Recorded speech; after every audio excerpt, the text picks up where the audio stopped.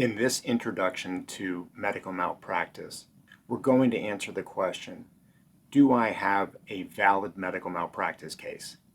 To have a valid medical malpractice case, you have to prove four things.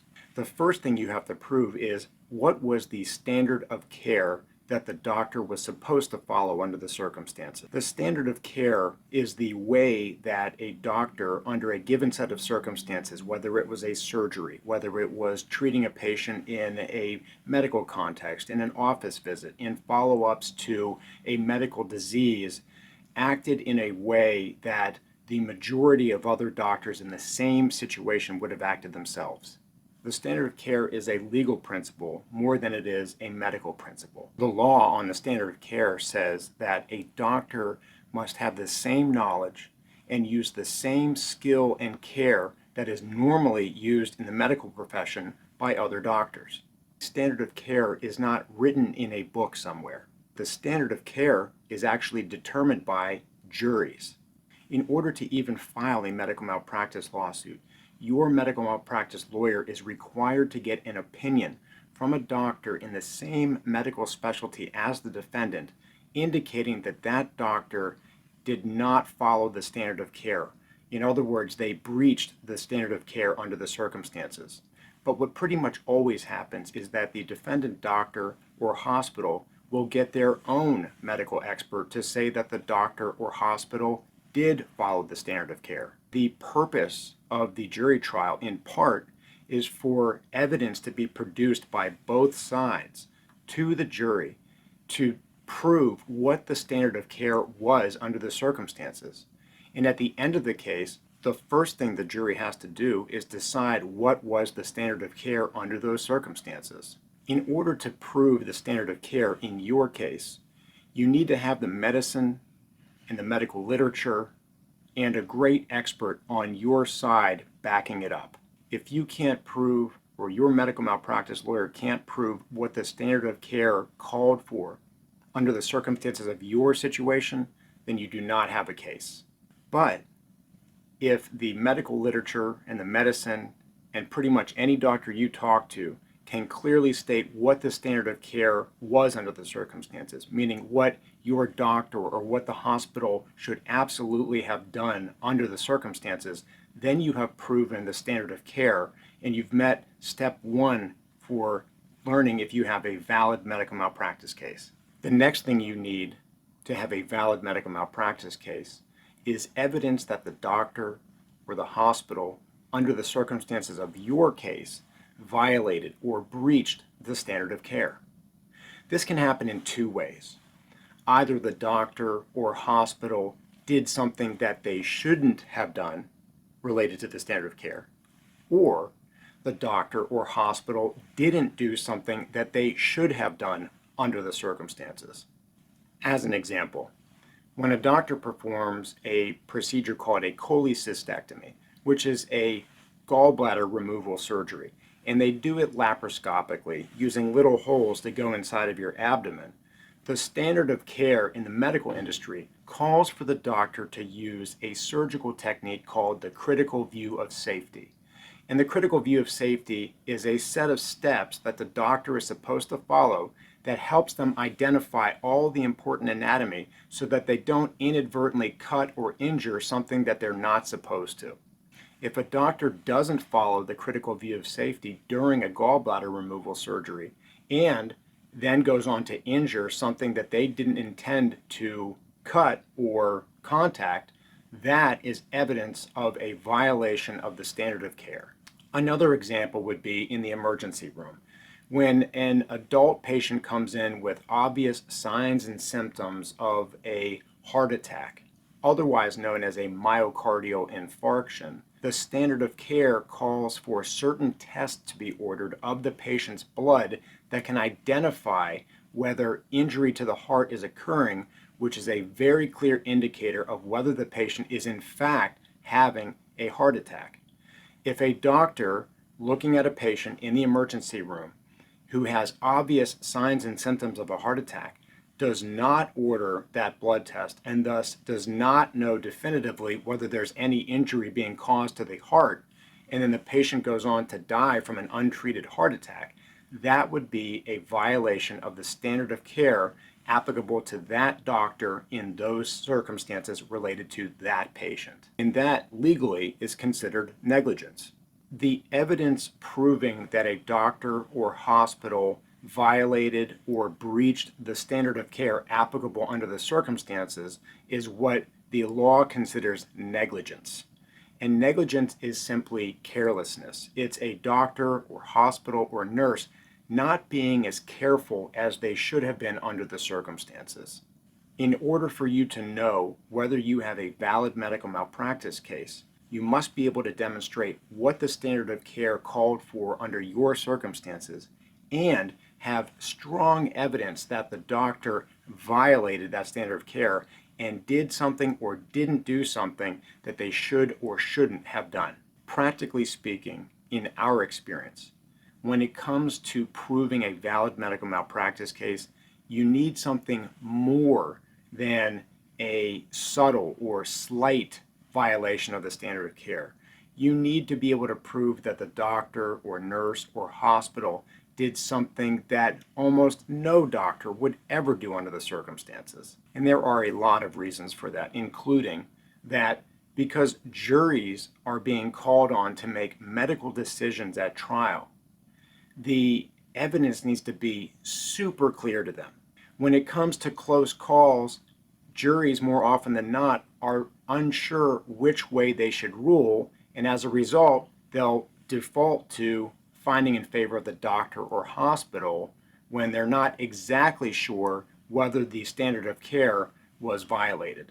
You also need really clear-cut evidence of a violation of the standard of care in order to get your expert on board who will need to support your case. Experts are doctors and oftentimes are skeptical about medical malpractice claims.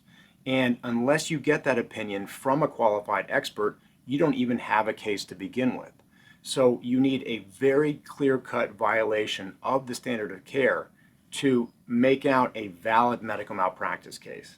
The next critical piece of the puzzle to determine whether you have a valid medical malpractice case is whether the negligence or the violation of the standard of care by the doctor or hospital actually caused any real harm.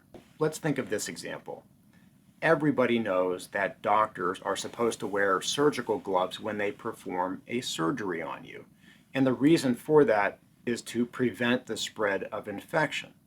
Now, if a doctor performs a surgery without wearing surgical gloves, obviously everybody knows that would be a violation of the standard of care. That would be negligent. However, if the claim in the case, if the injury in the case has to do with the doctor allegedly inadvertently injuring another organ in the body during the surgery, the fact that the doctor did not wear gloves has nothing to do with the cause of the injury. And so if that is the only evidence in the case of negligence, then you have no case because you can't show that negligence caused the injury.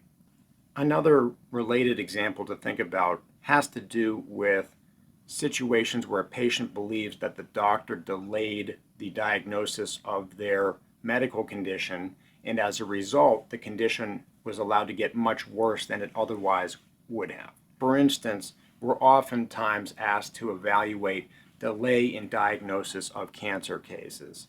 And so, for example, say a patient unfortunately comes to us with stage 4 lung cancer, and they believe that the doctor should have recognized it earlier. Even putting aside if there was evidence of the doctor having a possibility of having diagnosed and treated the condition earlier based on the medical evidence, if the patient has a form of cancer that's essentially incurable whenever the doctor would have attempted to diagnose or treat it, then there's no causal link, there's no causation connection between any alleged negligence and the outcome, because no matter what the doctor would have done under those circumstances, it didn't cause or didn't have any effect to change the outcome of what the patient is dealing with now.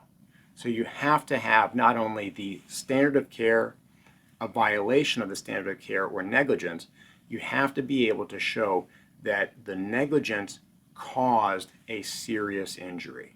The final piece of the puzzle to know whether you have a valid medical malpractice claim is a serious injury or death.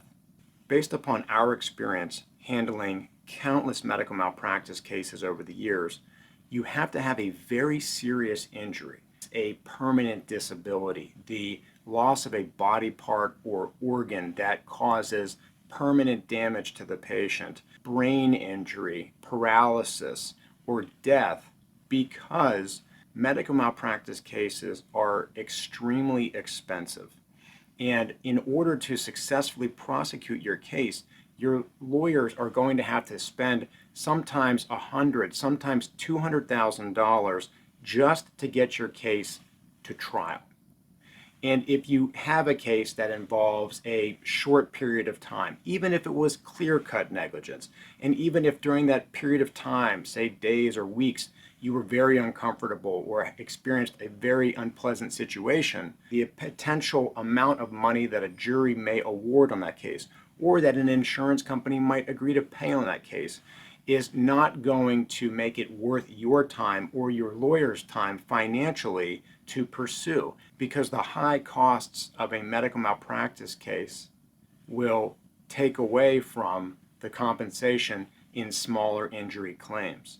So you need to have a death with loss of earnings or significant losses of support or very significant permanent life-changing injuries to the patient that will justify the great expense it unfortunately takes us to get your case to trial.